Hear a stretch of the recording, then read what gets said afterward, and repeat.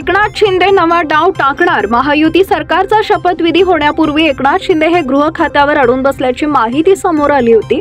त्यामुळे शिंदे हे उपमुख्यमंत्री पदाची शपथ घेण्यासाठी फारसे उत्सुक नव्हते अशी चर्चा होती।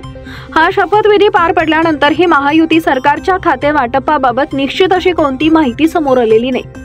त्यामुळे शिंदे यांच्या शिवसेनेला कोणती खाती मिळणार याबाबत अद्याप संभ्रम आहे। या पार्श्वभूमीवर काल रात्री वर्षा बंगल्यावर महत्त्वाची बैठक पार पडली। आता अनेक आमदार मंत्रिपद मिळावं यासाठी लॉबिंग करत आहेत। अशातच आता शिंदे हे नवीन डाव टाकणार आहेत। शिंदे हे मंत्रिमंडळ विस्तारात शिवसेनेकडून 5 नवीन चेहऱ्यांना मंत्रिपदाची संधी देणार आहेत। सूत्रांनी दिलेल्या माहितीनुसार येत्या 14 डिसेंबरला मंत्रिमंडळ विस्तार केला जाणार आहे। काल फडणवीस, शिंदे आणि अजितदादा पवार यांच्यात रात्री एक बैठक पार पडली।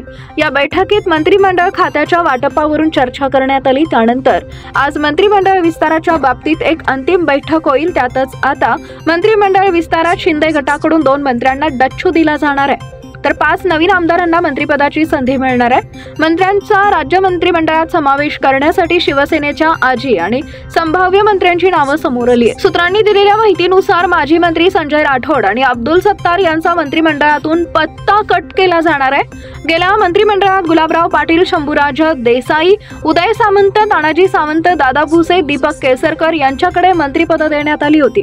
आता भरत गोगावले, संजय शिरसाट, प्रताप सरनाईक, अर्जुन खोतकर, विजय शिवतारे या 5 जणांना मंत्रिपदाची संधी दिली जाण्याची दाट शक्यता वर्तवली जाते।